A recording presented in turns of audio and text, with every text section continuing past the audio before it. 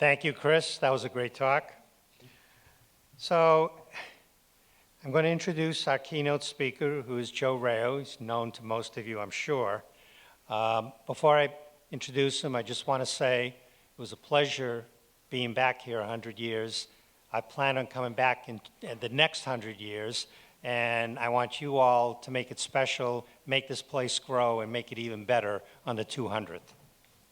So, Joe Rao was a television meteorologist in the Hudson Valley, appearing on weeknights on News 12 in Westchester, and he retired in 2019. He's been an assiduous amateur astronomer for over 45 years, with a particular interest in comets, meteor showers, and eclipses. He's a contributing editor for Sky and Telescope and writes a monthly astronomy column for Natural History magazine, as well as supplying astronomical data to the Farmer's Almanac. Since 1986, he has served as an associate and guest lecturer at New York's Hayden Planetarium. In 2009, the Northeast region of the Astronomical League bestowed upon him the prestigious Walter Scott Houston Award for more than 4 decades of promoting astronomy to the general public. So let's give a warm applause to our keynote speaker, Joe Rao.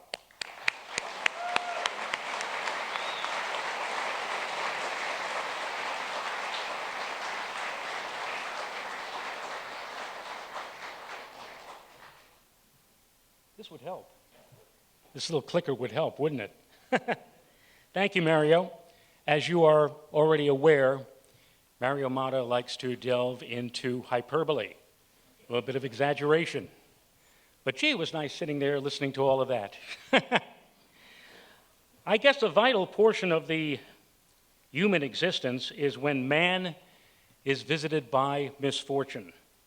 He will invariably flip his eyes to the heavens and say, "Why me?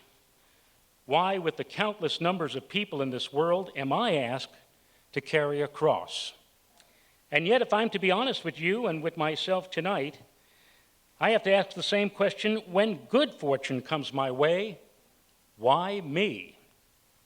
Now, 49 summers ago, I went to my mom to ask a favor. Would she loan me her car for a weekend? She asked why, and she said, "Where are you going?" Of course, she'd have to ask that. And I said, "Well, me and 4 friends want to travel." Now, I lived in the Bronx back then. "We want to travel 200 miles north into Vermont to attend Stellafane." And she said, "What's a Stellafane?" And even though I had never attended a convention before, I tried my best over the next few minutes to convey to her what Stellafane was all about. When I finished, she narrowed her eyes, and she said, "It sounds to me like it's Woodstock with telescopes." In any case, after some additional cajoling, I was able to borrow her car, and on a Friday, August morning, 5 of us piled in with binoculars, telescopes, and a canvas tent, and several hours later, we arrived here at the Stargazer's Mecca. That's me with the striped trousers. Remember, this was, after all, the 70s. And were it possible for me now to go back in time to confront my younger self and tell him that one day he would be standing here and addressing and delivering the keynote address to this distinguished convocation of skywatchers, that's all of you, on the centennial of Stellafane, no less, that skinny kid from the Bronx certainly would have said, "Why me? Why me indeed?" In over 45 years of astronomy outreach, I have delivered talks and presentations at a wide variety of different venues. Everything from planetarium shows to astronomy forums to outdoor star identification programs at both state and national parks. But tonight, for me, this is a seminal moment. This is a moment that I'll always remember because I'm here with all of you. And so far as I'm concerned, tonight, I have reached the top of the mountain, or at the very least, the summit of a breezy hill. And while I'm up here during the next hour, I'm certainly going to enjoy the view. My talk tonight, as you are well aware, And here I am at the top of the mountain, so to speak. My talk tonight, is that Sirius or Canis Major? No, I don't know. As you are well aware, my talk tonight is no doubt interesting, I hope to all of you. It deals with the subject of eclipses of the sun, but I need to clarify a few things at the onset. First, I'm going to make very few, if any, references at all to the grand event that's coming up in 233 days. Now, if you require details on logistics, weather, observing techniques, I would just ask you all to simply go to Google and just put down this date, April 8th, 2024, and you will have access to all the information that you're going to need, literally dozens, if not scores, of different websites about this event. Now, if you have seen one or several total eclipses of the sun, I hope that what I say to you tonight will be interesting, informative, maybe even entertaining, but my talk is not directed at you. Rather, my presentation tonight, is directed at all of you who have never basked in the shadow of the moon, who have never experienced the panoply of wonderful sights and sounds that accompany the utterance of that magical word, totality. I'm making it a mandate that when I'm finished tonight, every one of you who has yet to see the darkness that falls in the middle of the day and the eerie feeling that it creates will make it a point to make definitive plans to see this amazing event for yourself. And that's me. For who among us have not marveled at the spectacle of a total eclipse? No spectacle that nature has to offer can rival a total eclipse of the sun for sheer drama and excitement. It's not just something that's seen. It's something that, well, those of you who have been to eclipses realize it's an experience. Every fiber of you becomes involved in those precious moments of totality. And of course, at the very beginning and the end, we have those magnificently beautiful diamond ring effects that grace our skies. They are indelibly implanted into our memories, and they remain a lifetime once you have been there where the shadow of the moon strikes the earth. So now, I've seen 13 total solar eclipses. The most recent was back in December of 2021, and I saw it in, of all places, the bottom of the world, Antarctica. And here is an image of, I've seen eclipses from land, from sea, and in the air. This photograph here is a photo of myself and my very best friend, and she still is my very best friend in spite of the fact that in 13 days we're going to be celebrating our 39th wedding anniversary, my wife, Renata Rao. Renata, want to stand up for a moment? Renata's not going to stand up. Here's a picture of a solar eclipse that they said could never happen. Back on August 11th, 1999, there was a total eclipse of the sun that was going to pass over Europe, the first one for Europe in 38 years. And tens of thousands of people from all over the world gathered in Europe, European countries, Great Britain, France, Germany, to see this wondrous event. I, on the other hand, convinced a cruise line, a whale-watching cruise company, Regal Cruises, which ran whale-watching cruises in Atlantic Canada, to position one of their ships at the sunrise point of the total eclipse path. And when this was mentioned on one of the electronic websites about solar eclipses, a couple of people said, yeah, Rao, he's going to really blow this one. I mean, everybody knows that in August, off of Nova Scotia, which is where the ship was going to be, that there's fog, clouds, the low altitude of the sun was only going to be 1 degree above the horizon. And he said, who's Rao kidding that he's going to see a total eclipse of the sun? And one person even said, if any of you are planning to go with Joe Rao, call it the ship of fools. Well, here you see, We saw it right after sunrise, 50 beautiful seconds of total eclipse. One of the most magnificent, and because the sun was so near to the horizon, the moon illusion kicked in. And I got to tell you, I saw the biggest damn corona that I've ever seen out of the 13 eclipses that I've traveled to. Oh, by the way, all of those people who went to Europe, more clouds than sun in France, totally clouded over in Great Britain, and it rained in Germany. And who got the last laugh of that? Hungary was clear. Well, anyway, these are just the appetizers. Now let's jump to the main course. This gentleman here, who was an astronomer in the 19th century, and by the way, have you ever noticed that TV and movies that were made in the 1940s, 50s, and 60s especially, when they had a character who was to portray an astronomer, did you ever notice that they always made the guy look like this? I mean, they're very distinguished. It looks more like a guy who would be selling Schweppes ginger ale or one of the Smith brothers. But this gentleman is Charles A. Young, and on August 7th, 1869, he ventured to Burlington, Iowa, with his prism spectroscope, with the intention of observing the total eclipse of the sun, his very first, and try to discover what the corona was composed of. And he wanted to get a glimpse of the flash spectrum. For a few seconds, right at the moment of totality, when the chromosphere, the innermost part of the solar corona, appears along the dark rim of the sun, the solar spectrum flips. Bright lines become dark lines become bright. They call that the reversing layer of the sun. So this is what Professor Young was planning to observe with his very first solar eclipse on that date, August 7th, 1869. Now, William Harkness, who was his assistant, was handing Professor Young a lantern to read the micrometer head moments after totality set in. And then looking up to the sky, Harkness suddenly exclaimed, "Oh my God, look at that!"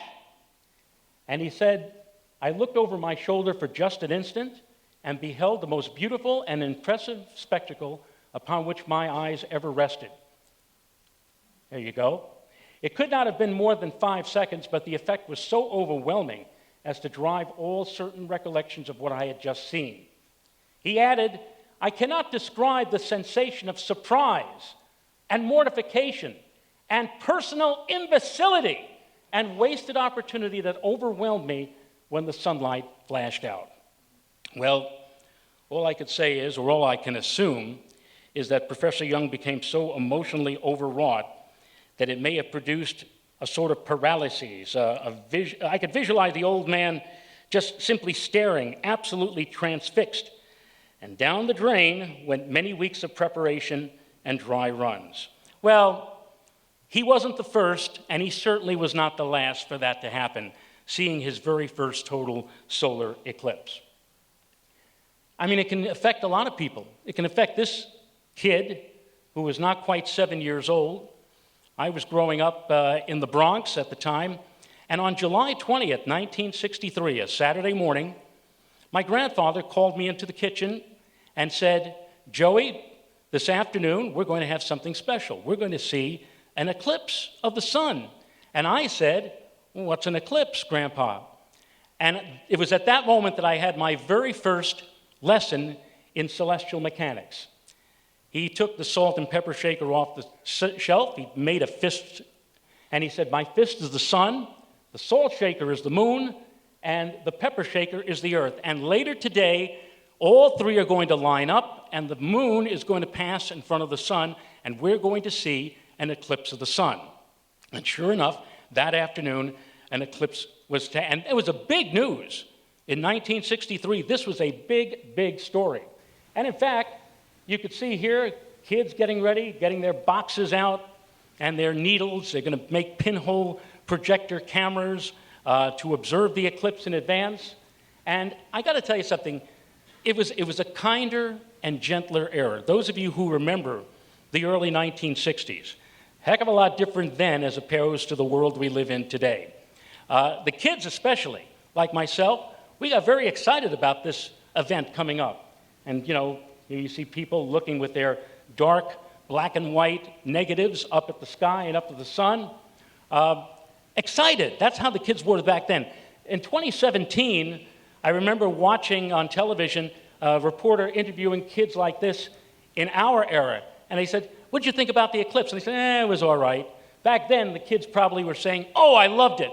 It was great. It was wonderful, spectacular."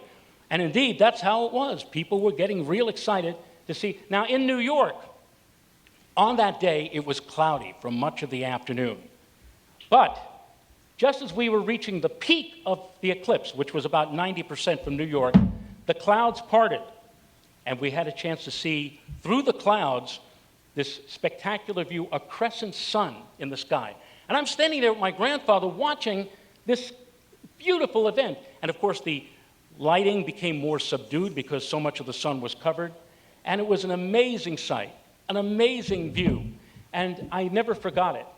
And at the dinner table that night, as my grandmother would say, I was a little chatterbox. I kept talking about, "Boy, that was something, Grandpa. That was really amazing. That was something else." And my grandfather, after a few moments, said, "You know something? I made a mistake today. And the mistake was that we shouldn't have stayed here in the Bronx. I should have taken you to Maine. Because in Maine, on that day, the path of totality cut right across the state. And for those who were there in the path of totality, they had a chance to see a total eclipse of the sun." My grandfather's memory was triggered. He may have forgotten this, but the eclipse that day made him remember something that he saw when he was 16 years old in January of 1925. The path of totality went right across the Big Apple, New York City. And as you can see in the New York Times that day, the city halted to gaze. It thrilled the millions. Scientists studied the data. My grandfather said that he watched the eclipse with thousands of others on that cold January morning along the East River Drive, now known as the FDR Drive. And he, from that location, he lived on the Upper East Side, East 119th Street. Of course, if you were a native of that part of New York, you said 119. And he had about 30 seconds of totality, and I remember he shook his head at the dinner table in 1963, and he said, "Boy, that was something. That was an amazing sight. Boy, I hope I could see something like that again." And then he looked at me and he said, "You know what?" He said, "The next chance we get, the next time we get a chance to see something like this, when it's reasonably close to our area, I'm going to take you to see a total eclipse of the sun." I said, "Wow, that's really great." Well, in March of 1970, we had a total eclipse of the sun. Maybe some of you remember, Saturday, March 7th, and it went right up along the eastern seaboard of the United States. It missed New York by about 75 miles, but we didn't see totality because on that day, my grandfather was in the hospital and he was going through an operation. And so I could not go. He did not take me for that. And when I visited him in the hospital later that day, he couldn't speak at the time, but he had one of these little blackboards, and he said, "Do you know when the next one is going to be?" And I knew because the newspaper said the next one was going to be in just a couple of years. And he said, "We're going. That's a promise." And here was the eclipse that we went to see. July 10th, 1972. This was an eclipse that passed across Atlantic Canada through the Gaspé Peninsula of Quebec, New Brunswick, Prince Edward Island, and Nova Scotia. And after doing some research, we decided that we were going to see the eclipse right smack in the center of the totality path near a little town called Cap-Chat, Quebec. And so my grandfather, we piled my grandmother, my mom, my kid sister. We got into his beat-up Plymouth Fury on Saturday, July the 8th, and we drove all the way up from Interstate 87 in New York, up along the eastern part of New York State, and we stopped in Montreal that night. And then the next day, we traveled from Montreal to Quebec City. And then on the morning of the eclipse, July the 10th, we traveled from Quebec all the way up to Cap-Chat. It was about a 5-hour drive from here to here. And when we finally arrived in Cap-Chat, there you see, there's my grandfather holding his dark filter, his black and white filter, looking up at the sun. Here you see my grandmother, who I called Nanny. You can see how excited she was to be there that day. No, seriously. Those of you who remember the movie Pride of the Yankees, remember that? The Lou Gehrig story? And you remember the woman who played Lou Gehrig's mother who had no interest in baseball whatsoever. But then Lou Gehrig convinced his mom and dad to come to Yankee Stadium to see him play. And they were the first ones in Yankee Stadium. So the two of them are sitting there in Yankee Stadium, nobody in the stands yet. And the two of them are sitting there, and Lou Gehrig's mother says to the father, "Are you sure we're in the right stadium?" And then 2 hours later, the stadium fills up with people, and Lou Gehrig's mother says, "I don't understand it. So many people here with nothing to do." Well, my grandmother was like Lou Gehrig's mother. The morning of the eclipse, we're traveling, again, in my grandfather's Plymouth Fury, up along the St. Lawrence Seaway, up to Capshat, up to the path of totality. There was nobody on the road. Nobody. Well, maybe one or two times we passed a car, but that was it. And so somewhere in the middle of this track, she turns to me in the car and she says, "Are you sure this is the right day?" And then when we got to as we approached totality, as we got into the zone of total eclipse, one by one, little by little, as we got deeper and deeper into totality, the numbers of people increased. And by the time we got to Capshat, a town of about 2,000 people, there was about 20,000 people in town to see totality. And just to give you an idea about Capshat, all you have to do is turn on your cable TV and watch the Andy Griffith Show. Capshat was the French version of Mayberry. And I tell you true, I swear, with 20,000 people jamming in the streets or whatever and going every which way, I swear to you, I thought I saw a French version of Barney Fife trying to direct traffic. "All right, come here, come on there, monsieur, vite. And my grandmother said, and she was the one who saved the day. She said to my grandfather, "Mario, do we have to really stay here? Can we see this from somewhere else?" And my grandfather said, "Yeah, we won't stay in town." So we went outside of town. As you can see, we were somewhere maybe 3 or 4 miles off the center line and away from Capshat. And as I said, thanks to Nanny, she saved the day. Here is a series of photographs taken by somebody who I did not know at that time, but who would become one of my oldest and dearest friends. His name is Glenn Schneider. Glenn was also in Capshat to watch the total eclipse. But notice, if you will, that as the eclipse progressed, there were clouds that were encroaching upon the sun. During the first half of the eclipse, there weren't all that many clouds, but during the second half, more and more clouds, and soon everybody was wondering who was going to win, who was going to cover up the sun completely first, the clouds or the moon. And this picture that you see here of that teeny tiny sliver of sunlight was the last view that Glenn had of the sun from Capshat. After that picture was taken, the clouds won out and Glenn missed totality. Total eclipse of the sun for Glenn. But we, because we had decided to travel a few miles out of town, the same cloud cover that screwed everybody over in Capshat, for us, we saw the corona come out. We lost the first 30 seconds of a 2-minute and 15-second totality. The first 30 seconds we lost, but all of a sudden, as the eclipse progressed, I had my back turned. I was admiring the colors of the sky, which are amazing during totality. You see colors that you don't normally see at any other time, chromospheric red or whatever.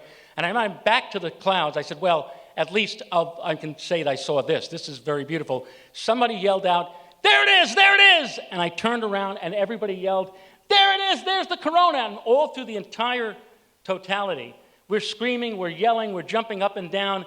There it is, the total eclipse of the sun. And we were so fortunate to see it. And after totality was over, you had one happy kid. 16-year-old kid, that's me, 51 years and 100 pounds ago, with my Edmund 4¼ Space Conqueror telescope, so happy that we had seen a total eclipse. My first total eclipse, 16 years old. My grandfather's first total eclipse in 1925, he was 16 years old. And I remember while Two things while totality was occurring and people were screaming and yelling. My grandfather saying, "It's just like 1925." And my grandmother, who said all through this whole trip, up until the moment of totality, "I don't understand why everybody's excited about getting dark for 2 minutes." I heard my grandmother on the tape later on say, "Oh yes, that is beautiful." So yes, it was a spectacular sight and a memorable sight for me indeed. Now Glenn, I mentioned Glenn, my poor friend who got stuck under the clouds. Glenn and I finally met 6 months later in January of 1973. We had volunteered to be part of the Hall of Science. The Hall of Science was one of the leftovers from the 1964-65 New York World's Fair. And the Hall of Science just got a planetarium put in, and we had applied to be volunteers at the planetarium. We'd give planetarium shows at the Hall of Science on Saturdays and Sundays. And I met Glenn. We got to chat during breaks in our schedule, and we learned a lot about each other. First, we were both Bronx boys. We lived within several miles of each other, although we never knew it until we met at the Hall of Science. Secondly, we were enthusiastic amateur astronomers with a special affinity for the phenomena of eclipses. In fact, both of us were turned on to eclipses by, believe it or not, our grandfathers. And both grandfathers were immigrants to this great country that we live in. My grandfather, my Italian grandfather, was Mario. Glenn's Jewish grandfather was Max. And Mario and Max were witnesses both to the 1925 total eclipse of the sun over New York, and then later would convey its beauty and grandeur to their grandsons, me and Glenn. And by the way, curiously enough, Mario and Max were both born on the very same day, Thursday, December 17th, 1908. I once asked Glenn, "Are you sure we're not related? Are you sure we're not joined at the hip somewhere?" But it was through our grandparents that we got into astronomy and into especially the science of eclipses. And Glenn was a real fanatic about eclipses. He said, "I'm going to see every total eclipse of the sun until I die." And I tell you true, he has pretty much held to that. I've seen 13. Glenn has seen 35 eclipses of the sun. Now, Glenn, what you have to do when you're somebody who wants to see eclipses, you have to have plans or a scheme. And in 1977, Glenn approached me and said, "How would you like to see the upcoming eclipse in October of this year?" And I said, "Well," and I knew that eclipse was going to be not in the country of the United States. It was going to pass across South America and across the countries of Colombia and Venezuela. I said, "What do you have in mind?" And he said, "I think you and I should get together and do a tour. We'll have a tour, and we'll tell everybody that come on the tour, and we'll see Colombia, and we'll also see the total eclipse. We'll get a chance to see the eclipse at bargain basement prices if we get enough people together." And I said, "Glenn, I wasn't really sure." He finally convinced me. Glenn was a great salesman. He said, "Here's the reason why we're going." He said, "Number one, it's in Colombia. Number two, it's on Columbus Day, for God's sake, October 12th, 1977, which is a national holiday. And number three, October 12th is my birthday, and that's why we're going to go." So I said, "Okay, hey, that sounds like a good idea, good thing." And we actually convinced or fooled 20 people to come on this tour with us to Colombia. And here you see the two of us. We were tykes. We were tiny tykes. We were 21 years old. But Glenn said we do everything about eclipses, and we would certainly make great tour guides for the upcoming eclipse, and so we managed to go. We ended up going to Colombia. But I had to imagine now the 20 people who came on this tour, the demographic, the average age of those people were about 45 or 50 years old. Can you imagine if you were on this tour and you waited to see your tour guides and you found that these were the tour guides who were going to lead you through Colombia, South America for this eclipse? And let me also tell you, neither Glenn or I were very fluent in Spanish. In fact, when we graduated high school and were going into college, I wrote in Glenn's autograph book, I said, "Roses are red, violets are blue. Don't feel bad, I failed Spanish too." Now, we learned a lot on this expedition. We learned a hell of a lot. In fact, after this expedition was over, I think Glenn and I should have sat down and wrote a book. This is not how to lead a tour to a foreign country. I'm not even going to get into the things that happened. I'm not going to mention, for example, the bat that got flying into the bus and bit one of our people who signed on for this thing. I'm not going to mention anything. But what I will mention is that this bus, as nice as it looked from the outside, was constantly breaking down. It was, let's say that the engine had tempestuous moments, so to speak. And the eclipse took place north of Bogota, the capital of Colombia. So we had to go north of Bogota, and we passed through a number of different communities, small villages and towns, and we made stops at a number of these places, and we stopped and we explained to the people about what was coming their way later that afternoon, the total eclipse of the sun. As you can see, here I am talking to some of the locals. I think this was in the town of Subachoque, explaining to him how to use the dark negatives. We were handing out dark film so that people could get a safe view of the eclipse. And, we also, had crowds around our buses. This, by the way, was our bus driver, Tomas. And I think this was in the town of El Rosal. And during this little stopover at El Rosal, Tomas comes up to Glenn and I and says, "Senor," he says, I think I know how you say a shortcut. Because we told him where we wanted to go. But Tomas said, "I think I know a better way, a faster way. You want to get there faster?" And so Glenn and I looked at each other, and without even, saying, "How well do you know where this shortcut is?" we just said, "Yeah, we want to get there quick. We want to get there, set everything up and everything else." So sure enough, we followed Tomas, went back into the bus. Tomas didn't tell us that he had not ridden on this road for about 7 years. And you think that the road, Breezy Hill Road or Stellafane Road, was rough? The road that this shortcut was on was about 10 times worse. Ungraded, dirt, it was horrible. Bouncing around like this. I'm saying to God, where the hell is this guy taking us? And then, right in the middle of going on this shortcut, it rained. Have you ever experienced a tropical shower? I'm not talking about it rained, like yesterday morning for some of you, the thunderstorms that hit and the rain coming down. Try amplifying that by a factor of 10. That's what it's like seeing a rainstorm in the tropics. And of course, if you're traveling on an unpaved dirt road and it's raining like that, what ultimately is going to happen to the road? Right, it's going to turn into a quagmire. And we ended up, our bus getting stuck on that road. And we had to get all of our paying passengers out of the bus to push the bus out of the mud in order to get back.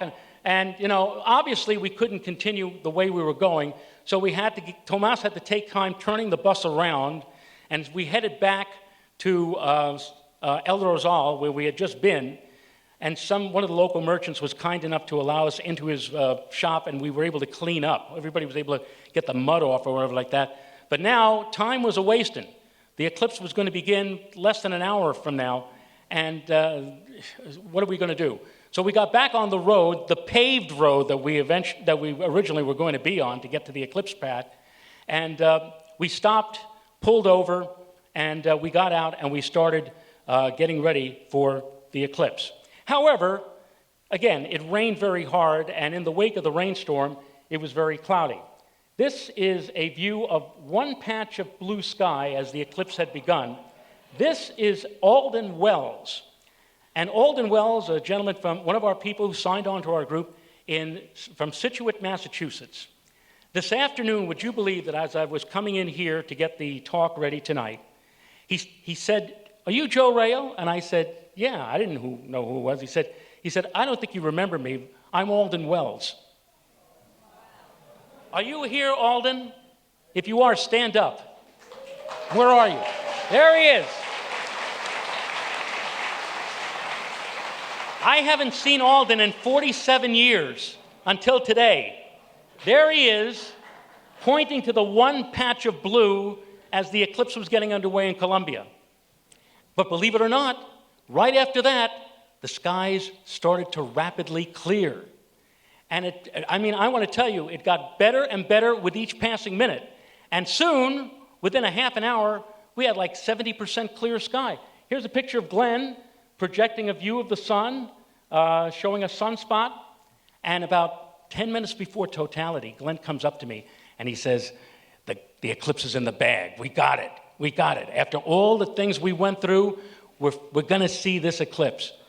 5 minutes later, all the way off to one side, but approaching rapidly from the east, was one long cloud. And the cloud was approaching the rapidly diminishing sun in the sky. And we knew what was going to happen. That cloud was going to pass in front of the sun just as the eclipse was hitting total. Now, you may say to yourself, well, Joe, you got a bus? Get everybody on the bus and go down the road and try to chase, get away from that cloud. But you know what? Because we were such nice people and we visited all of those villages and all those towns on the way to totality, all of those people said, we want to be where the Americanos are going to be for the eclipse of the sun. And so that road that we were on suddenly was filled with people. Hundreds and hundreds of people standing around, and some people had their cars and whatever else. There was no way that we could get our bus to load up the bus and zoom out of that area. And so we watched as this cloud encroached upon the sun like a minute or two before totality, and then during totality, which lasted all of 38 seconds, we got Notice, if you will, the edge of the cloud cover here. This is just as totality was ending. Chromospheric pink there. This area lightening up. And you hear all of the people in Colombian or Spanish saying, mira que aquí de cosa, they were very excited watching as the sky got dark and then would grow brighter. Through all of that, through the din of Spanish voices, I heard one familiar voice utter one word, and that was Glenn. And the one word that he uttered as totality was coming to an end was, fertilizer, or a reasonable facsimile. So we missed out on totality. And then, of course, naturally, the cloud moved away. The sun came out. Hi, did you miss anything? And now the sun was going down, and we saw something we didn't anticipate that we would see, and that was the sun setting in partial eclipse behind a distant radio tower. This would have been the icing on the cake, except the cake blew up in the oven for us, and that was that. So we didn't see anything of totality, but we did see and that was a very, very quiet bus ride back to Bogota and to our hotel. And after a few weeks after that, we were licking our wounds, so to speak, and then Glenn called me up after that and said, well, we can't let it end this way. Another total eclipse was coming. Eclipse 79, blackout 79 in February 26, 1979. This one would be in our country, the United States. This one would be starting in the Pacific, swirling across the Pacific Northwest through the northern plains, and then on up into Canada. And Glenn said, we've learned a lesson with the past eclipse. Now we're going to do it right.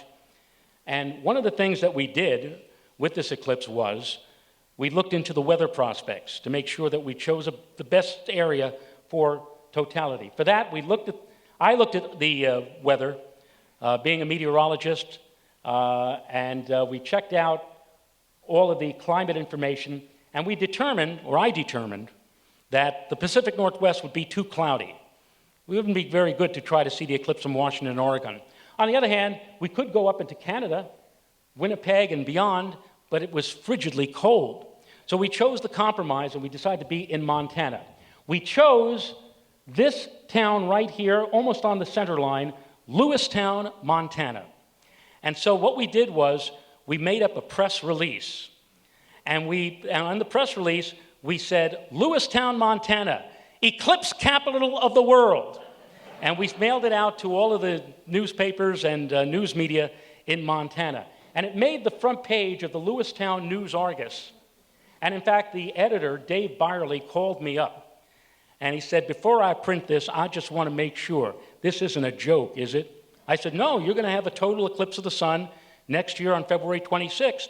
It's going to be right over your area. And so, sure enough, they printed that on the front page of the newspaper. It was a weekly newspaper, the News Argus, detailing the event in question and telling everybody that Joe Rao and Glenn Schneider and the Amateur Observer Society of New York were coming to Lewistown for the big eclipse next year. We also made sure that we would get the most accurate and the latest weather forecast. For that, we went to the National Weather Service Forecast Office in Great Falls. We made friends with the chief meteorologist, the MIC, meteorologist in charge, Dr. William Rammer, who was showing us information on his computer terminal boards. We stayed in contact with him, and also there was a flight service station in Lewistown as well. So we were getting the very latest information on the changing weather, which when we arrived in Montana didn't look too good. But as the weekend progressed, a big storm over the Pacific Northwest that was heading in our direction was slowing down, and the chances of seeing totality was getting better and better. Here I am. This is 16 years before I started my career as a TV weatherman, but in Montana, the eclipse was such big news that the local TV station was having, all during the day, break-in stories about the eclipse, and one of them was when I was giving the latest information to our group. We had 80 people. We had 20 people in Columbia, but we managed to convince 80 people to see the total eclipse of the sun in Montana, and we were all staying at the Yogo Inn. That's right. Where are you going to be in Montana? You're going to come to the Yogo Inn. You're going to go in. And I was giving a forecast of what we expected. Quality Seed was the place that we were going to observe the eclipse in Lewistown, the Quality Seed Factory, which had a big, big field. And on the day of the eclipse, the next day, we were going to set up in the Quality Seed Factory, except that we were getting forecasts from the Weather Service the night before the eclipse saying, well, wait a minute, there's a cloud system coming in from the Pacific Northwest, and some of the clouds may encroach upon our area by the time the eclipse was getting ready to start. Well, this wasn't going to happen to Glenn and I again. And so we alerted all of our people, all the people on our trip. We said, we're going to be up at the crack of dawn, and we're going to load onto the 2 buses, and these buses looked a heck of a lot better than the one we had in Columbia. We got on board the 2 buses, and we started heading east out of Lewistown on US Route 200, and we started heading east to try to outrace the clouds which were coming in from the west. And we were traveling for about an hour, and now we're looking. We're looking for a place to set up. And soon we came across a big field, and there was a farmhouse and a barn. But look at that, all of that open space. So we stopped the 2 buses. I got out of my bus, and Glenn got out of his, and we walked up to the house here, knocked on the door, and the door opened, and I got to tell you something. This guy who opened the door was the doppelganger, the exact duplicate. I don't know how many of you remember the TV show Dennis the Menace. This guy was Joseph Kearns, the guy who played Mr. Wilson. Exactly. Imagine, if you will, Mr. Wilson. He opens the door, he looks at us, and he looks out at the 2 buses, and Glenn did all the talking, as he normally would do in a situation. He said, "Excuse me, sir." He said, "We're from New York, and we're here to see the total eclipse of the sun, which is going to begin, in about an hour or so, and we're looking for a place to set up our equipment. Could we set up in your field?" And the guy broke into a big grin and said, "You're here from all the way, you came all the way from New York to see the total eclipse?" He said, "You want to set up in my..." He said, "Well, go ahead. Go ahead." The guy's name was Artie, by the way, and Artie or Mr. Wilson. He said, "Go ahead. Fine with me. It'd be a different story if we were August or July." He said, "But I have nothing growing out there right now except sagebrush, grass, and snow. Go ahead. Be my guest." And so, we turned to the bus, and we gave the thumbs up, and you never saw 80 people pile out of 2 buses so fast with telescopes, binoculars, cameras to get ready to see this great event, which was just starting as we were getting ready to set up for the eclipse. There you see all of us with our welder's glass. Here you see me looking skyward up at the eclipse as it was progressing. And now you're going to get snippets, little brief snippets of what took place during that particular morning in not Lewistown, but Roy, Montana, population 150 actually, as we learned later. And you're going to hear people talking and exclamations of what was going to happen. And also in the background, you'll hear WWV. You don't know what WWV is, right? That's a station with a good beat. And you'll hear that as we're timing out the eclipse. We'll start with 2 minutes before totality as the shadow of the moon, like a tidal wave of darkness, is approaching us from the west. It is getting spooky. It does look like a storm gathering now off to the west. It's a thin crescent, about 98% now. I got a microphone here if you want it. Here we are. 1% before totality now. 1 minute before totality or less. Got it? Okay. Oh, this is unbelievable. Oh, my God, I don't believe this. This is unreal. Look at this Bailey's speech. We got Bailey's speech. Oh, yeah, we got it. Oh, that's beautiful.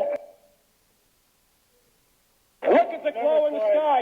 You can see that the shadow is elliptical shape. I forgot to start mine. Well, don't worry about it. Shit, I forgot to start mine. Oh, look at the prominences. Anybody with binoculars, look at the prominences. They're absolutely fantastic. Look at the red all around. Look at the red. Oh, my God, look at the silhouettes against the sky. Oh, I got to see another one. This is unreal. They're kind of big on. 4, 3, 2,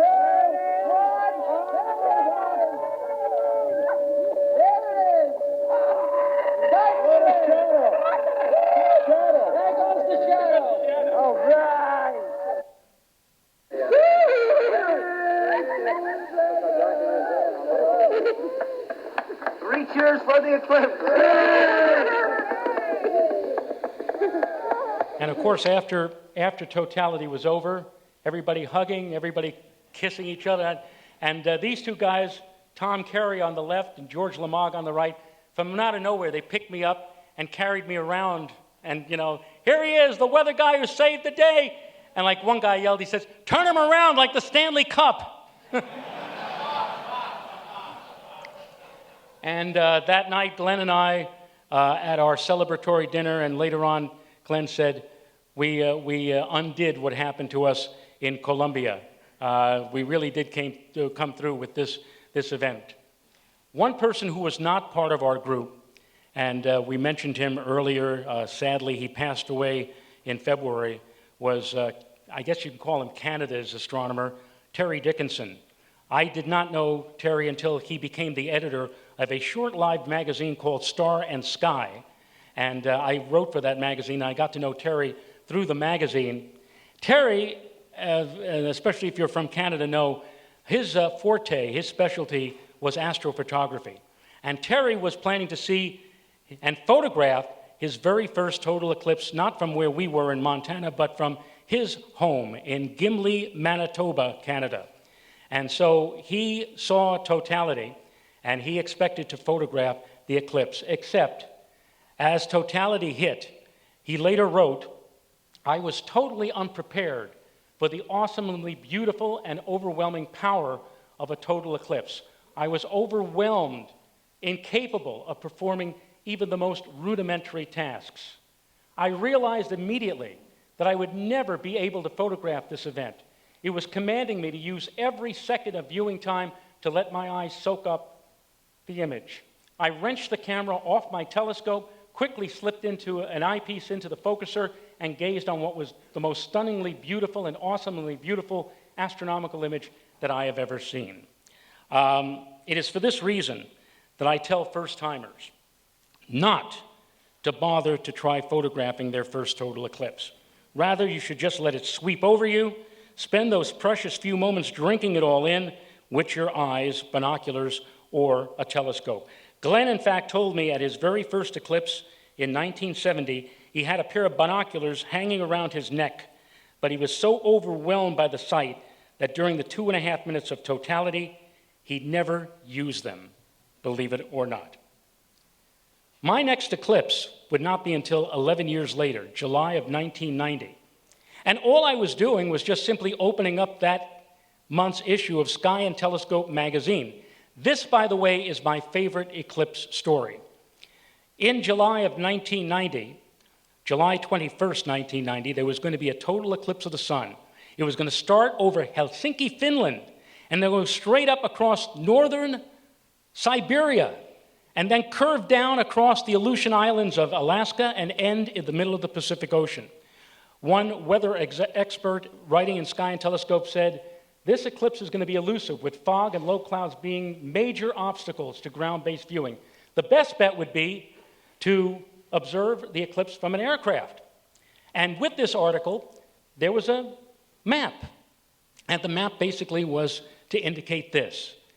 If you lived in the central or eastern United States, you're not going to see anything. But if you lived in the far west, the eclipse, or at least the part of the eclipse, would be visible to you just as the sun was setting, a partial eclipse. And here you see the various phases for various cities. Anchorage, Seattle, just as it was setting in San Francisco, or Billings, Montana, or Honolulu. So if you lived out west, you would see a partial eclipse of the sun. That's what this map implied. And if you were thinking logically, you'd say to yourself, all right, that's okay. But I'm not logical. And I didn't look at this map the way most people would have. I looked at this map and I said, you know something? Here's Honolulu right over here, and here's San Francisco over here, and here is the path of the total eclipse. And it ended near sunset in between Honolulu and San Francisco. And I said, I wonder if there might be a commercial aircraft that might be somehow in the air over the Pacific Ocean at just the right time to witness the total phase of the eclipse. And they said, well, the best place to see this would be from an airplane. Now, this was 1990. We didn't yet have the internet. Al Gore had not invented the internet just yet. So I had to do something to figure this out. So I went to my local library. I lived in Levittown, Long Island. And I went to the reference section, and I picked out from the reference section the OAG, the Official Airline Guide. Now, I don't even know if they make this anymore. But back then, this was a book, like a telephone directory-sized book. And in this book, you could see the schedule of every single flight on every single day of the year from all parts of the globe. If, for example, on May 13th, you wanted to know how to get from Omaha, Nebraska to Tokyo, Japan, this book would tell you all of the air flights that you could take. And so, to me, I wanted to know about San Francisco to Honolulu, or Honolulu to San Francisco. And so I spent a couple of hours in the library writing down, making notes, and you know what? I found a prospective airline. The airline in question, which does not exist anymore, it's now defunct, but it was American Trans Air, based in Indianapolis, Indiana. And I found out that this particular airline, only on Saturdays, the eclipse was on a Saturday. Only on Saturdays, this airline ran 2 flights. One flight from San Francisco to Honolulu, and then from Honolulu back to San Francisco. Flight 403 to Honolulu, Flight 402 back to San Francisco. And doing some back-of-the-envelope calculations, I figured that if I could somehow manage to coerce this airline to delay the flight from Honolulu to San Francisco by about 40 minutes, we would have a shot at totality. So I called them on the phone, and one thing, if you're going to make a crazy thing like this happen, you need somebody on the inside to be on your side. And I found somebody in flight services. I told him the chance of seeing a total eclipse of the sun, and he said, that sounds very interesting. Would you fax me? When was the last time you faxed anybody anything? But back then in 1990, faxes were big. He said, could you fax me all of the latitude and longitude positions and times and a map? And I said, sure. And I did, and he got back to me and said, so I'm going to go to corporate, and I'm going to show them this, and I'm going to see whether or not they might have an interest in doing what you are suggesting. 2 days later, I get a phone call. The guy's name was Mark DeHorty. And he said, I have on the line right now John Zetzman, the president of American Trans Air. Could you possibly explain to him now, and he also had a couple of other people with him on the phone, could you possibly explain why it might be worthwhile to delay the flight to see a total eclipse? So over the next 10 minutes, I went, well, it's fantastic, and it's beautiful, and it's a gorgeous sight, and by the end of the 10 minutes, I didn't have a dry eye in the house. And Mr. Zetzman said, okay, we'll do it. He said, wait, are you going to be on this flight?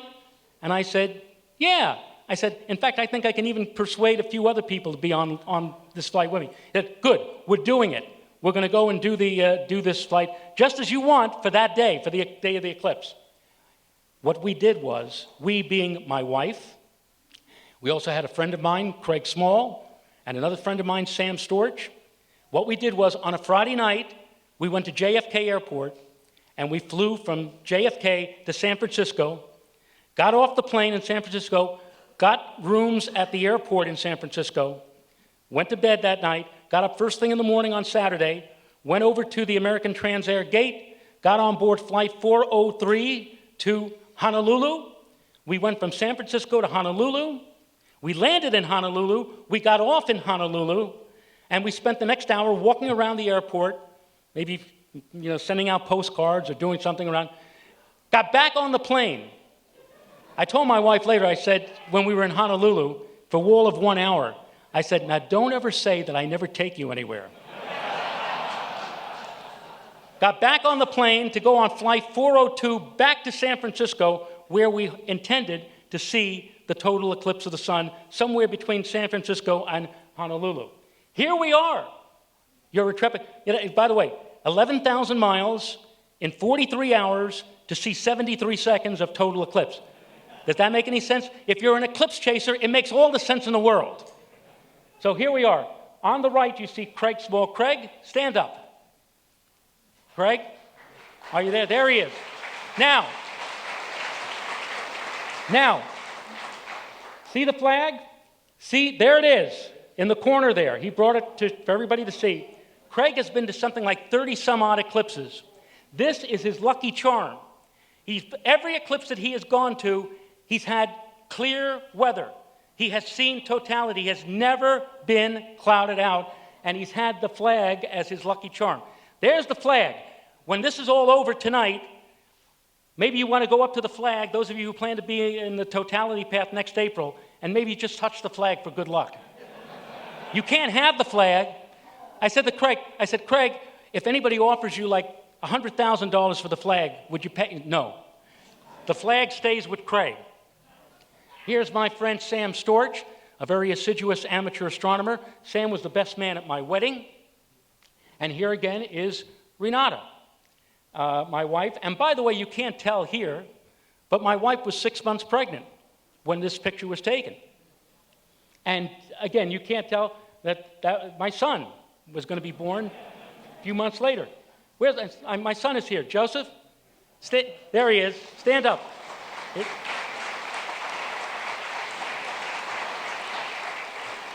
I tell my son, I said, this was your first total eclipse.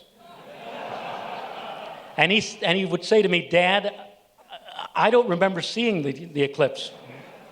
And I said, oh yeah, I forgot. You didn't have a womb with a view.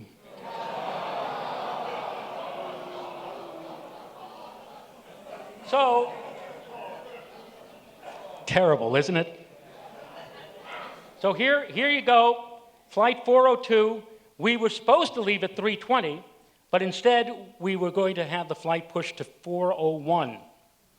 And I asked the captain of our flight, Captain Robert Leary, who said, he was from Texas. He said, don't call me Captain Leary, call me Captain Bob. I said, okay, Captain Bob. He said, what are we going to do for 41 minutes? Are you going to just sit on the runway? He said, no. He said, what I'm going to do, I'm going to give everybody on our flight a wonderful tour of Honolulu Airport. We're going to go all the way around the airport. And that's exactly what he did. Oh, by the way, guess what? I said, are you going to go online on the PA and tell them why we're delaying the flight? He said, no. He says, I'm going to leave that up to you. You're going to tell them why we're delaying this flight. And I did. I got on board and I said, we're going to be seeing, hopefully, if all things work out, we're going to see one of nature's great spectacles today, a total eclipse of the sun. That's why we've delayed your flight for 41 minutes, so we can get in the proper position to see the total eclipse. And after I got off the loudspeaker, I saw one guy from the back of the plane running down the aisle toward us, and he didn't look like he was very happy. And he got up to me right face to face, and he said, "Excuse me." He said, did I hear right? He said, "We're going to see a total eclipse of the sun?" And I said, "Yes, sir. If everything works according to schedule, we're going to try and intercept the shadow of the moon. We're going to see a total eclipse of the sun." He said, "I always wanted to see one of those. I don't believe it." And that's pretty much how things went. Here you see Captain Bob. Now, this was pre-9/11. Believe it or not, an average schmo like myself back then could just knock on the door of the cockpit and walk into the cockpit. And that's what I was doing. From time to time, I would go in there to talk to the captain and his assistant flight navigator, Frank Thomas. And it's a good thing that that was the case. It was a very good thing that that was the case. Because, you know, if you're a pilot of a big airline, this was an L-1011 jet with 360 people on board. And we were supposed to, according to my calculations, we were to see or get intersected by the shadow of the moon at 4 hours, 10 minutes, coordinated universal time. When I walked into the cockpit, a bit after we had taken off, I see on the cockpit in LED lights 413. So I said, "What is that, 413? And Captain Bob said, I was going to tell you about that. Just before we were about to take off, a Continental Airlines flight got in front of us, and they took off ahead of us, and so we were delayed about 3 minutes for wheels up. So that's the time we're going to hit for the point over the Pacific Ocean that you want us to go to, 413. He said, "That'll be okay, won't it?" And I didn't even say a word, but he must have noticed that something was very wrong with that, because all the blood out of my forehead suddenly, I blanched. I said, "Well, Captain Bob, when we get there at 413, the shadow of the moon will have already gone past, and we won't be able to see totality. We'll miss the total eclipse." And he said, "So, what does that mean?" I said, "We got to be there at 410, not 413. He said, "So what you're telling me is we got to make up 3 minutes, right?" I said, "Can you? Could you? Can you do that?" He thought about it for a second. He said, "Well," and he looked at Frank Thomas. He said, we'll think about what we can do here." And what they did was they lowered the altitude of the plane from 35 to 28,000 feet. They went into a little-used airway over the Pacific Ocean, and then, to use Captain Bob's words, pedal to the metal. And hopefully, I said, "Are we going to get there?" He said, "Well, we're going to give it our best shot." So I didn't know whether or not we were going to see totality. I really didn't. And I wasn't going to go back out there and tell my wife or Sam or Craig that maybe, just maybe, we were going to miss totality. As Maxwell Smart would say, we're going to miss it by that much. 410. 410 was when we were supposed to enter the umbra and see total eclipse. This video was taken by Sam Storch. As you can see, the clock says 4:10:17, so we were 17 seconds past 4:10. I'm looking at this and I'm dying. I'm saying, "No, we're going to blow it. We're going to sit." But, as it turned out, well, take a look for yourself.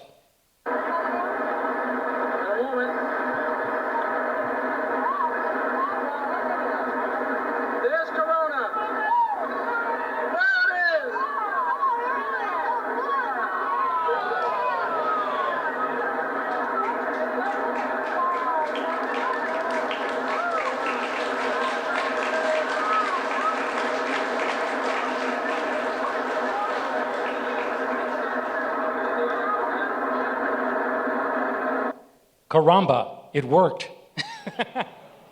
So Sam took video. I was using a Nickermat camera with film. You remember film, right? With a 500 millimeter lens, handheld. So it was a little shaky, but there you could see the diamond ring, and you could also see a few prominences around the edge of the sun. Best view was taken by Craig, however. He was using a wide-angle lens, and from his vantage point, we got to see the whole thing, the shadow, and the area outside of the shadow there. What a magnificent view. And the funny thing was that the airline decided that they were going to lead into totality with a movie.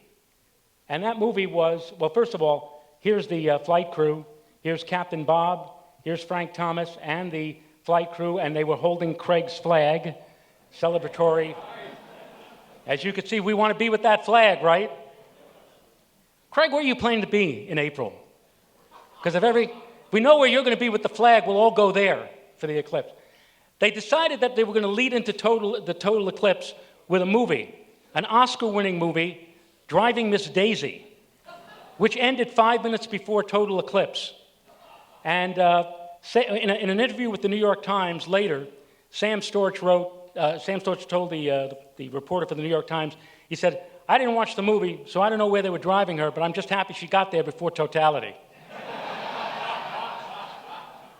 Less than a year later, the big one, July 11th, 1991, the total eclipse, the new moon coincided with perigee. The moon was at perigee, closest to the Earth, and the Earth was at aphelion, furthest from the sun.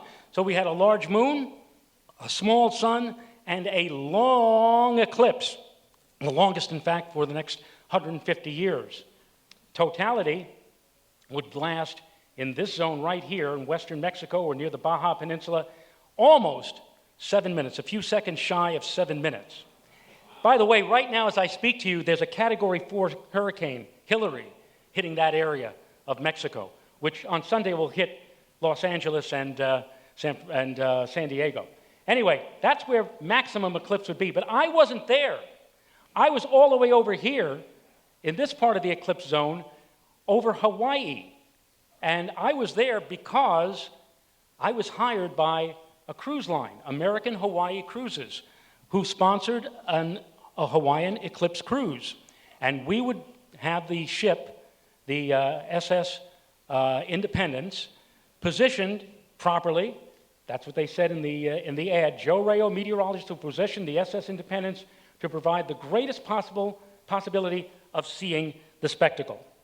And that was going to be my job. But, you know, this was going to be a cakewalk, so to speak. First of all, before we got on board, again, make friends with the National Weather Service, folks.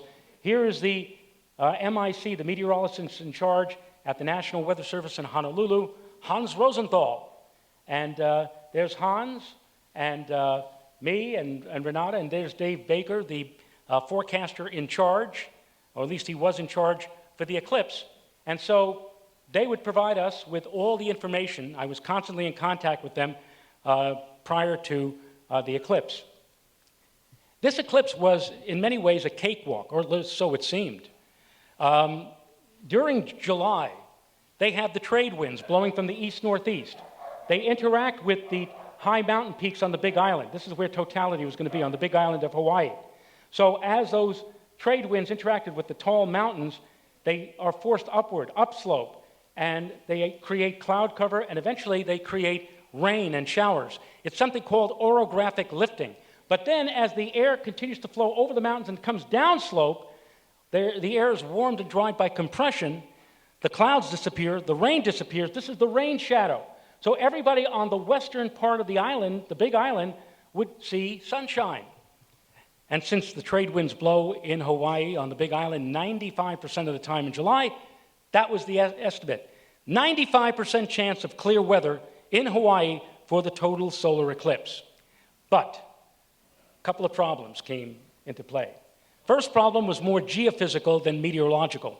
A month before the eclipse, in the Philippines, one of the biggest volcanic eruptions of the 20th century, Mount Pinatubo, which shot into the atmosphere one of the biggest surges of ash and dust into the sky and 10 to 20 miles high, and this cloud, this aerosol cloud, within a month covered much of the northern hemisphere. What it meant was that during that time, we had some spectacular sunrises and sunsets.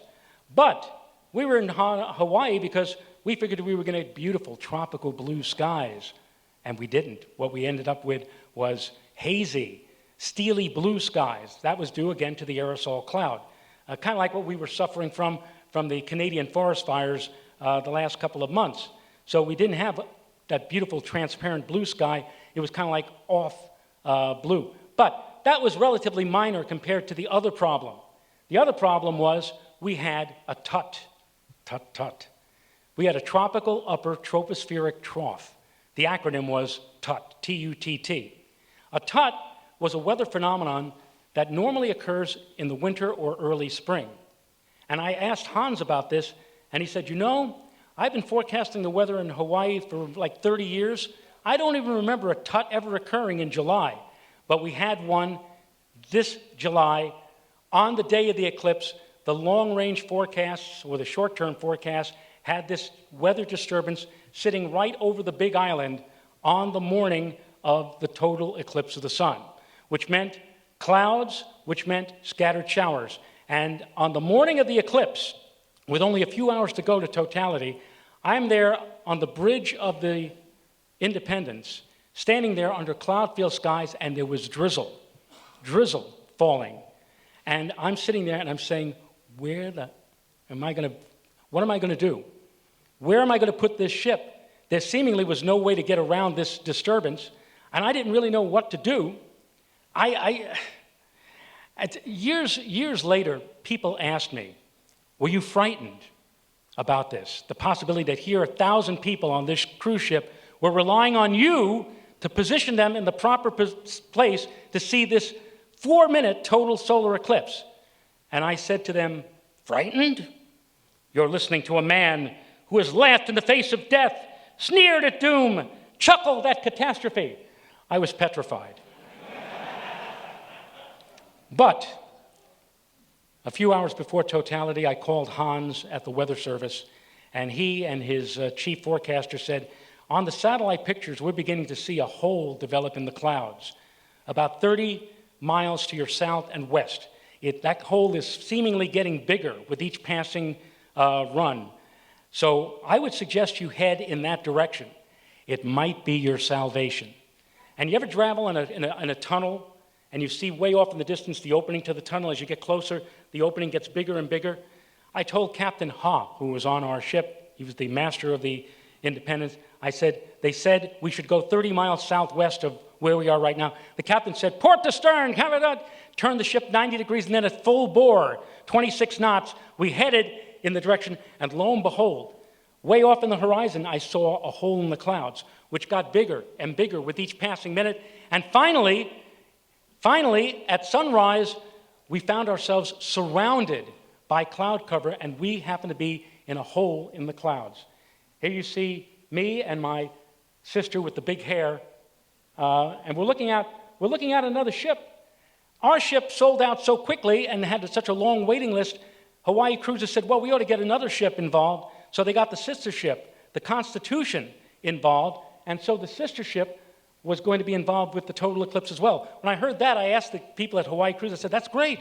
Who's going to be the meteorologist on that ship? They said, we're not going to put a meteorologist there. You'll be the one.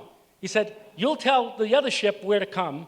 Where your ship is going to be, we'll tell the other ship to come. So I'm now responsible for not just 1,000, but 2,000 people. You talk about pressure, right?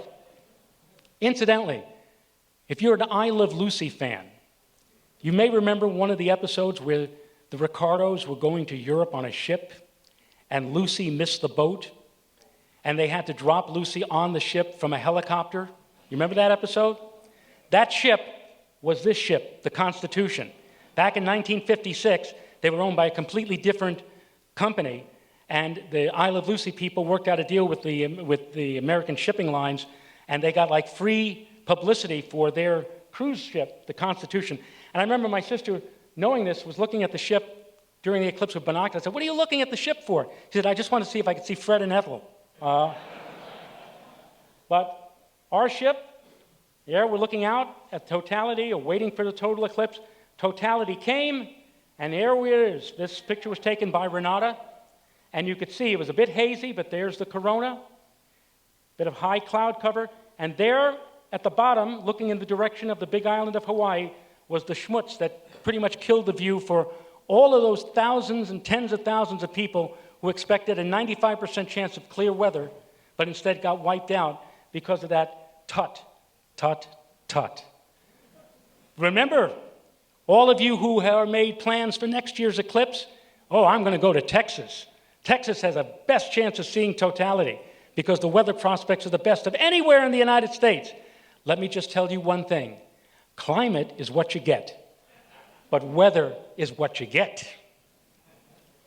Probably the most spectacular thing about this eclipse was an eruptive prominence during totality, which was visible even to the unaided eye. And in telescopes and binoculars, you were able to see this prominence lifting off the surface of the sun, many of which called it the seahorse prominence. And as you can see, it does look a bit like a seahorse. There were celebrities, by the way, on board the Eclipse cruise, our Eclipse cruise.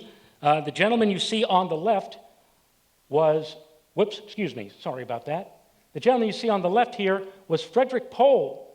I don't know how many of you are science fiction fans. Fred Pohl was probably one of the top science fiction writers at the time, and he was there giving lectures on science fiction. Here's a gentleman who was a mainstay here at Stellafane for many, many years in the 70s and 80s, George Keane from Rochester. George was on our cruise teaching astrophotography and teaching folks how they could best take pictures of the total eclipse.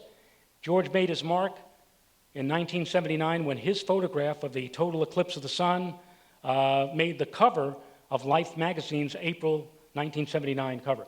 So these were two celebrities, but with all due respect to Fred and George, to me, the guy who I was most enamored with was astronaut Michael Collins.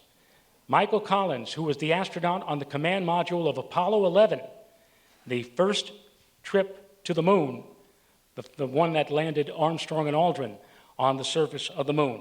During that cruise, I got to know Mike Collins very well. One morning, in fact, I even had a chance to sit down with him for breakfast. Many referred to him unfairly, I might add, as the forgotten astronaut because he was left by himself in Columbia, the command module, circling round and round the moon by himself in the command module, while his colleagues, Armstrong and Aldrin, cavorted on the moon and got all the publicity. I asked Mike Collins about that. I said, how'd you feel that everybody was watching them and you're stuck in the... He said, you have to understand, it was a team effort. The three of us were on board and each one of us had something to do on that mission.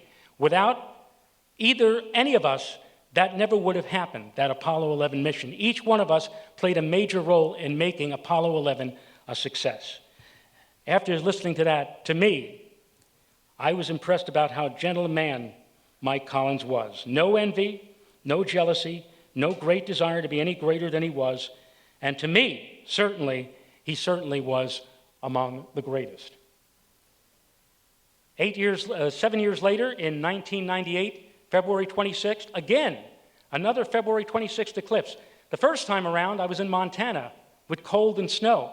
Second time around, 19 years later, a metonic lunar cycle. The moon came around to its orbit again, new phase, same date, February 26th, but now totality was going to be across the tropics, across Central America, and into the Caribbean. And I was once again an onboard meteorologist, this time for Celebrity Cruise Line's Galaxy, very appropriate name for a ship. We were there on board that ship to watch a almost 4-minute total solar eclipse. But before that total eclipse, in November of 1997, I had an article printed about solar eclipses in Reader's Digest magazine. It was a family values piece, and the piece told about my grandfather and how he got me started in solar eclipses with the '63 eclipse. And there it is, right there. The name of the article was called The Promise. He promised he was going to take me to my first total eclipse. And when you have an article printed in a magazine with a circulation of 28 million people and read in 19 different languages, you know that you're going to get people in many different locations writing to you and saying how much they enjoyed the piece. But one particular letter that I received stood out from all the others. And it came from Mrs. Barbara M. Vargo of Rapid City, South Dakota, who wrote, "I was deeply touched by your story in Reader's Digest. I too saw the 1925 eclipse from the Upper West Side of Manhattan. So I'm enclosing something that I've been carrying around for me with quite some time. I've had this for a long, long time, and I've decided now to pass it on to you because I think you might make a better home for it." And what it was a solar filter from that 1925 total solar eclipse. It cost 10 cents back then, but I couldn't believe it. And when the 1998 February eclipse came and I was on that cruise ship, I said to myself, well, I'm going to put away the welder's glass, and in honor of my grandfather, who passed away 5 years earlier, I would use that to watch the total eclipse of the sun of February 1998. That eclipse was special, too, because we were in the tropics. The ecliptic, or the line in the sky where the planets and the moon and the sun pass, was perpendicular to the horizon. So at totality, the corona looked like it was sideways in the sky. And it was a classic corona, a minimum, sunspot minimum corona with long equatorial streamers on either side. And also at totality, right at the moment of totality, two bright lights, here and here, appearing adjacent to the sun. They shone like grain of wheat bulbs near to the sun. I remember midway during totality, a woman asking her husband, hey, what are those two stars near the sun? And the husband said, those aren't stars, they're planets. The one above is Mercury, the one below is Jupiter. And the woman screamed at the top of her lungs, that's Mercury! I've waited all my life to see it, now this it is, that's it! So, and a total eclipse can be something to everybody. For this woman, it was being able to see the nearest planet to the sun, when it normally would not have been seen until the sun itself was blotted out by the passage of the moon in front of it. In 2008, August the 1st, the day before my birthday, another total eclipse. This one was going to occur over the polar regions, near the North Pole, for God's sake. And Glenn Schneider, pulling something out of the Joe Rao textbook, went to this company, Air Events Polarflug, a company in Germany, Dusseldorf, Germany. And this company, several times each summer, loads people up in an aircraft. They fly up to the North Pole. They fly over the North Pole. They fly a couple of times around the North Pole so that you could say that you went around and went across all 24 time zones. And after you've looked down and seen the North Pole, you fly back to Dusseldorf. And Glenn told them, hey, on August 1st, there's going to be a total eclipse of the sun near the North Pole. Why don't you travel up to the North Pole and divert the path of the plane so that you'd be able to see the total eclipse? And as it turned out, Glenn was getting very, very good at writing flight plans for airlines, expeditions, airborne expeditions to see total eclipses of the sun. And he wrote a flight plan and included it with his information. And he said, look at the flight plan. It could work. It could work. And the people at Polarflug were delighted. Because normally, when they fly to the North Pole, they'd only get maybe about half the plane filled with people, because it costs quite a bit of money. I won't tell you how much, but let's say 5 figures to get on board a flight to see. And now, when Glenn spread the word that it was going to go and see a total eclipse, the other half of the plane was going to be filled with eclipse chasers who were going to try to get a view of the eclipse from the aircraft, from the plane. So that was what was going to happen on August 1st, 2008. How did I get involved with this? The people at Polarflug, 10 days before totality, said to Glenn, we're getting lots of publicity about what we're going to attempt in Europe, but nothing in the United States. Do you know of someone in the United States who might be able to spread the word and give us good publicity? Glenn immediately got on the phone and called me up. He said, do you think your TV station might be interested in doing a story about this? I said, I don't know, I'll ask. So I went to my TV station, explained the situation, and the TV station came back and said, thanks a lot, Joe, but we're going to pass on this. And I got very upset. This is something that you would see on 60 Minutes, for God's sake. and they didn't think it was interesting enough to cover. I would get a free passage on this plane, and so would the TV camera, but they didn't think it would be interesting enough to do. But before I went back to Glenn and said, forget about it, I had one other ace up my sleeve. As Mario mentioned, I'm on the staff of the Hayden Planetarium in New York, which belongs to the American Museum of Natural History of New York, and Natural History magazine is published by that museum. Natural History magazine was founded 123 years ago in 1900. Its mission is to promote public understanding and appreciation of nature and science, and chronicles by the major expeditions and research findings by staff members of the American Museum of Natural History. And again, I'm on staff there. Here's Glenn getting his cameras ready out the flight deck window that he used to image totality on this particular mission. So I went to Natural History magazine and I said, might you be interested in a story about a flight up to the North Pole and intercepting the path of... They loved it. They loved it. They said, oh my goodness, could you write an article for us about that? I said, well, it's not definite, but I'll see. I told Glenn, I said, Glenn, we don't have the TV station, but we have at least this magazine. That's the best I can do. Hung up the phone. I told Renat, I said, that ain't going to work. You know, they're looking for something big, not something like the next day. Glenn calls me up and he said, 2 words, welcome aboard. And I found myself on board that flight. Here's my boarding pass, and as you can see on the boarding pass, it said, fictitious point. And when I got on board, I found that I was placed with all of the people who were there for the North Pole. The people who were there just to look at the North Pole and the sights out there. I was on the left or the port side of the plane. But the Eclipse was on the right side of the plane, the starboard side. And I went up to one of the polar fluke people. I said, excuse me, I'm here to cover for my magazine, The Eclipse, and I can't see out this window. I got to be on that side of the plane.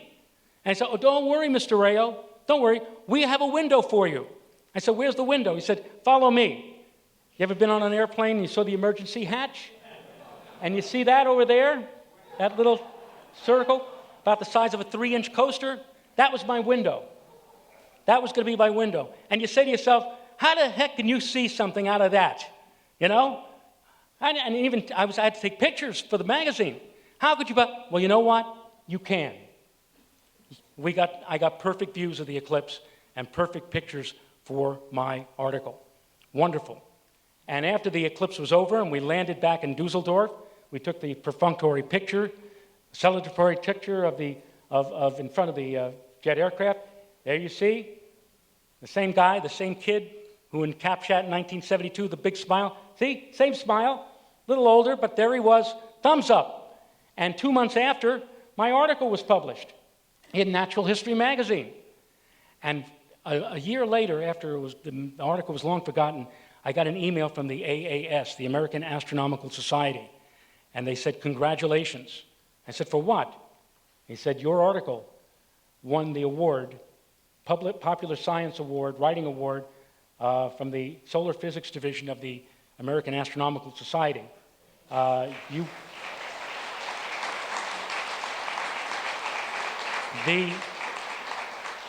as I told you, I got on board the flight to see the eclipse for nothing, even though it would have cost me an arm and a leg to be on that flight. But I had to fly to Dusseldorf and get a hotel room on my own dime to do that. So it wasn't free until I got the award, and they said, congratulations, and they gave me an honorarium to go along with the award, which pretty much covered the flight to Dusseldorf and the hotel. So I owe Glenn so much for getting me on board that flight. 2016, and everybody all the eclipse chasers were planning to see the eclipse that year. It was actually a funny thing. It started here over Indonesia on March the 9th. It then crossed the international date line, and then it finished on March the 8th. So this eclipse ended on the day before it began. Everybody was concentrating on Indonesia to see this eclipse. Glenn, in fact, had made extensive plans to go to Indonesia for the eclipse. But I'm looking at this, and I'm saying to myself, let me see. Well, down over the Pacific Ocean, and here's the end of the eclipse right here. Wait a minute. Here's Honolulu, and here's Alaska? I wonder. You're way ahead of me. Is it possible that I could pull the same trick that I did 26 years ago?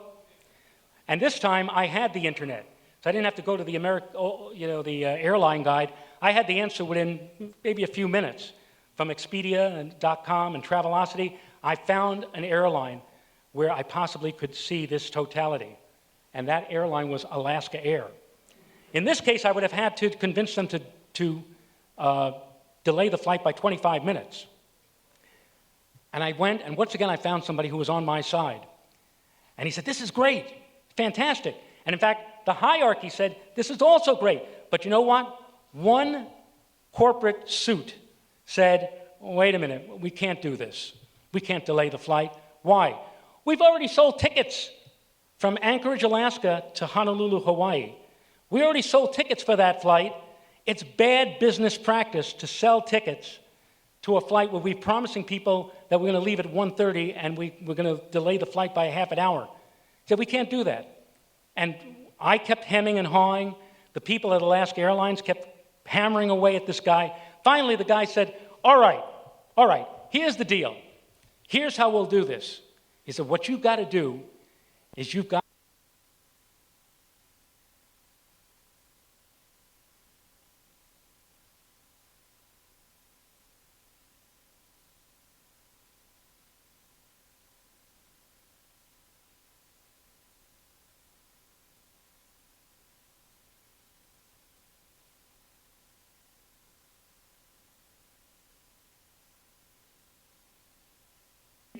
delay the flight. So I said, I had an ace in the hole. I called Glenn up. I said, Glenn, could you do me a favor? And I told him what I needed to do. He said, of course, no problem. This was on a Friday afternoon. Sunday evening, he contacts me and he said, look in your email. Not only did he write a flight plan up for this Eclipse, but he also wrote a dissertation, kind of a narrative summary, telling the people at Alaska Air how great this was, what great publicity they were going to get, and how wonderful it was going to be for their passengers to see a total solar eclipse. Here was how this flight 870, was going to be, and how we were going to intercept the totality path 700 miles north of Honolulu. That flight plan that Glenn wrote eventually ended up being Total Solar Eclipse Project, Alaska Flight 870. And there it is right there, the whole thing all worked out to the minute by Glenn. The night before the eclipse, and by the way, after Alaska Airlines said yes, I went to my solar eclipse buddies, those who didn't want to go to Indonesia, and I said, guess what? If you can get on board this flight to Alaska to Hawaii, we have a shot at seeing totality.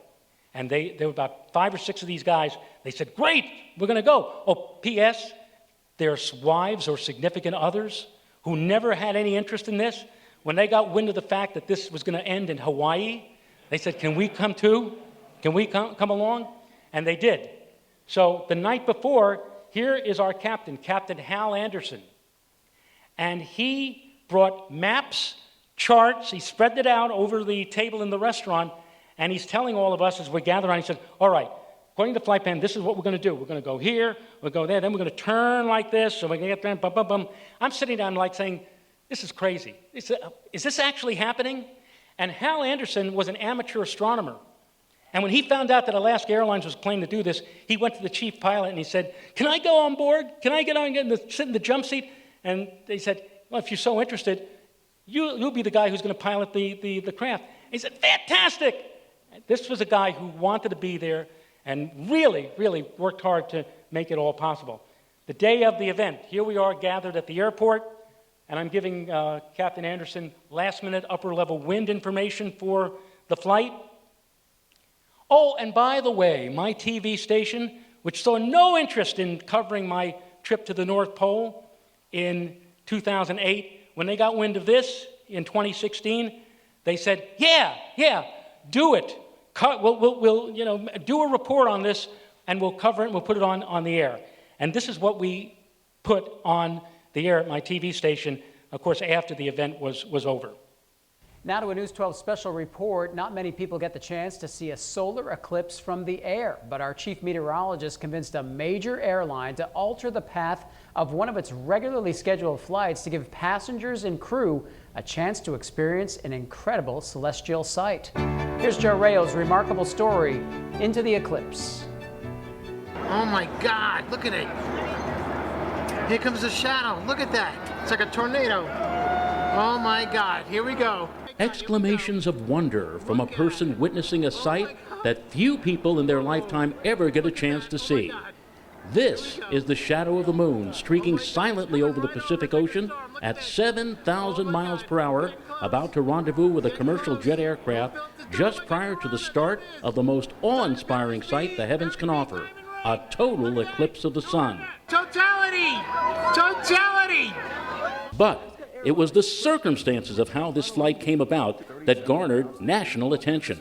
We are about to embark on a trip that a lot of people are calling historic here. Now, a second ago, I spoke to the man who actually did this whole process. A year ago, Joe Rao noticed that this path of the eclipse was going to cross between Hawaii and Alaska, and he contacted Alaska Air to make this special flight happen. And that's how, in the dead of winter, I found myself heading to Ted Stevens International Airport in beautiful Anchorage, Alaska, on a day where the Alaskan mountains sparkled and plane tickets promised Hawaii.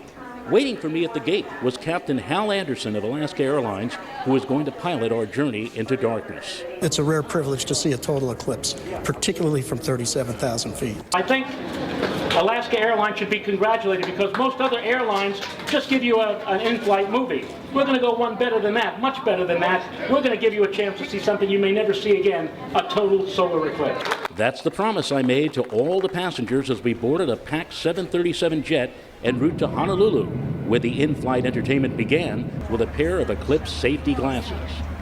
And soon, everyone on board began to get into place for the big show in the sky. The dark silhouette of the moon was about to begin crossing directly in front of the disk of the sun. First, just a small bite cutting into the bottom of the sun. And as the minutes ticked off, that bite became progressively larger, and larger, and larger still, cutting the sun down to a narrow crescent. In the final moments before totality, just like curtain time before a Broadway play, the light rapidly dimmed. Then, 700 miles north of Honolulu, the main event. Sun, moon, plane, perfectly aligning for a perfect moment. Perfect timing. Perfect timing. Oh, yes. A once-in-a-lifetime view. Time just stopped. The eclipse was frozen above us, like a phenomenal photograph pasted on the dome of the sky. The incredible corona, the crown of the sun, was now in full view. Study of this solar atmosphere is one of the main scientific benefits from an eclipse.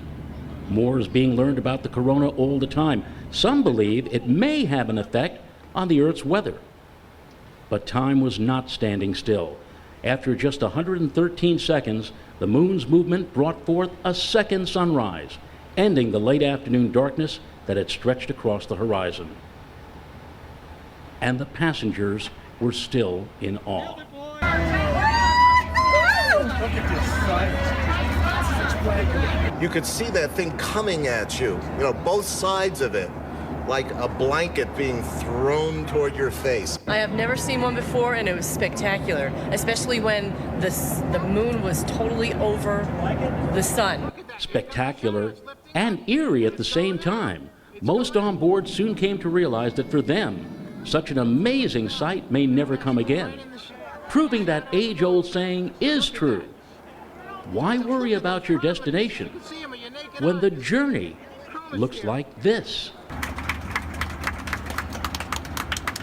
Joe Rao, News 12, airborne above the North Pacific. That was quite a sight, quite an expedition.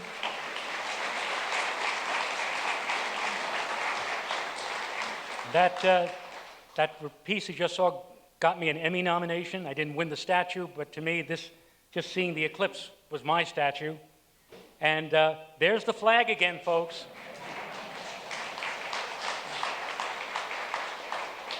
And I'm telling you, that flag is amazing, isn't it?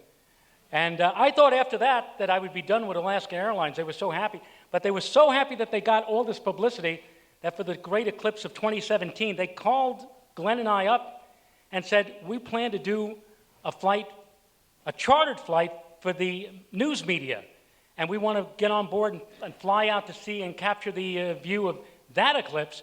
And we'd like very much for you to be on board with us to help us out for that eclipse. Glenn, once again, did his thing and drew up the flight plan. This is from a big poster, if you will, at the airport in Portland, Oregon. And again, Glenn made up this flight plan to intercept the shadow of the moon off about 1,000 miles off the coast of Oregon. Glenn himself opted to stay on the ground. He was going to be in Madras, Oregon, with his daughter Maya to observe the eclipse. This meant that I was left to deal with the news media for Alaska Airlines. I became the point person, and so all of these people, not just from, not a national, but international, I was dealing with the BBC, for God's sake, and the Weather Channel, and all these people answering questions just before we all got on board to see the total eclipse. And even when I was on board, still, people asking questions and doing interviews or whatever, and I was mic'd up, 3 lavalier mics. I was mic'd up by CBS, CNN, and AP News, who were able to hear my countdown, 3, 2, 1, there it is, total, you know, but it was great. And here again was Captain Anderson and Brian Holm making last-minute notes.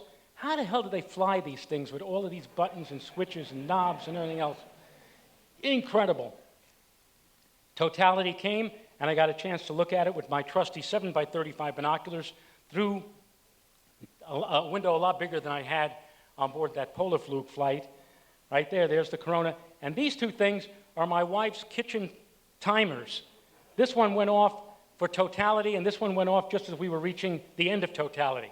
So thank you for loaning me those two, Renata, for this scientific study. So the best part was that I was able to bring on board my family. Alaska Air said, sure, bring on board whoever you like. And so I was able to share this wonderful experience with not just my wife, but with my daughter Maria and my son Joseph, who, yes, did see that particular eclipse, unlike his first one in 1990. I want to close with a special thanks to my family and all of my astronomical friends for encouraging me to communicate about this wonderful universe that we all live in, and I'm sure that all of you, every single one of you, has had somebody who has helped you out when you've got into the hobby of astronomy as well, and that you have a special person or persons who have cared about you and wanted what was best for you in life. I have 3 special shout-outs as I finish this talk. Shout-out number 1, of course, to my grandfather, who passed away in 1993. Back in 1972, after driving nearly 1,000 miles to show me my first total eclipse, Grandpa, weary from all of that driving, grinned at me and said, I'll bet you're going to remember this day for as long as you live. And I did. He was right. I'll always remember it. I'll never forget that miraculous day, or the man of blunted dreams who had awakened in me a deep awe of the universe and a sense of my own possibilities. Number 2 is my mom, who of course lent her car to me so I could come to Stellafane all of those years ago. But more importantly, from the time I was a very young boy, she always encouraged me to study science, purchase books on space and astronomy for birthday and Christmas gifts, as well as frequently taking me on visits to the Hayden Planetarium to see sky shows there. She was my number 1 cheerleader, and she passed away 7 months ago this very night. And God, I know you're letting Mom look down here tonight, and I know that she is a part of this. And last but not least is my eclipse-chasing buddy, Glenn Schneider. And Glenn wanted to be here, I'm sure. Glenn is sick. He couldn't be here with us, but I did speak with him recently on the phone, and I know that in his heart that he is here. And much of the reason why I'm able to stand here and talk to all of you tonight is because of a 50-year association that I had with a man named Glenn Schneider. To commemorate that 50-year friendship and the fact that Glenn ended his teaching at the University of Arizona last year after 30 years of being a research astronomer at the University of Arizona. And I thought, this man needs a lot more than just a gold watch. He needs something more. And so with the help of Mr. Dan Green, are you out there, Dan? Of the Central, stand up, Dan. Dan Green of the Central Bureau for Astronomical Telegrams, who served as the liaison for me. I wrote up a citation about Glenn, passed it over to Dan. Dan then went to the committee at the International Astronomical Union, and the committee looked over the citation and passed a note that we were going to have an asteroid named for Glenn. Asteroid 12936 Glenn Schneider is now out there in the universe.